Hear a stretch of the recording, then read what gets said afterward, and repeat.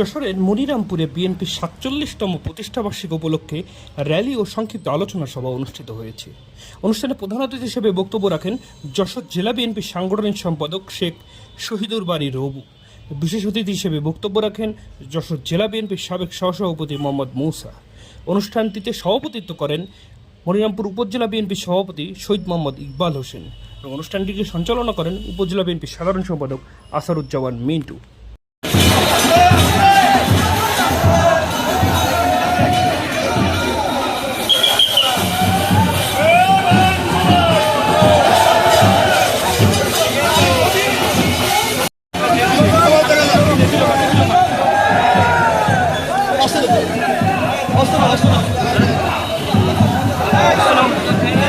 Camera এরা হইতে তাহলে লড়বে না, এখন আমার লড়বে না।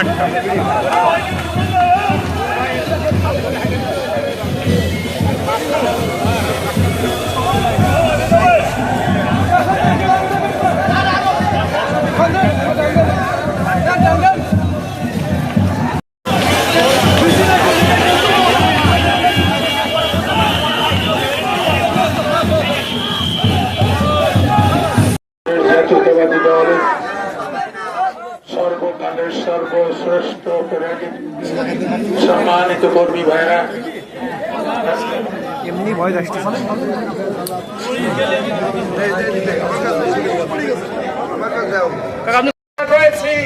নির্বাচন মঞ্চাল করার ষড়যন্ত্র চলছে। এই জিনিস আমার কিন্তু নির্বাচন চাই না, বাড়ি খোলা করে দেওয়া ওই বিয়ার পদ্ধতি দিয়ে যারা বাংলাদেশে রাষ্ট্রীয় ক্ষমতায় আসতে চায়, এই যে অপচেষ্টা, এই অপচেষ্টা আমরা কখনোই মেনে নেব না।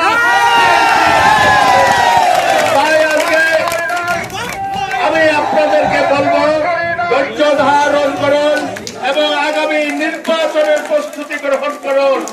এখন আপনাদের সামনে বক্তব্য রাখে এই জাতীয়তাবাদী দল সারা বিশ্বে ছড়াই ছিটিয়ে গেছে। যে বীজ রোপণ করেছে বাংলাদেশের স্বাধীনতার ঘোষক শহীদ রাষ্ট্রপতি জিয়াউর রহমান, বহুদলীয় গণতন্ত্রের প্রবক্তা, তিনি বাংলাদেশী জাতীয়তাবাদের ভিত্তিতে একটি রাজনৈতিক সংগঠন তিনি তৈরি করেছেন। বিশ্বে সব থেকে জনপ্রিয় দল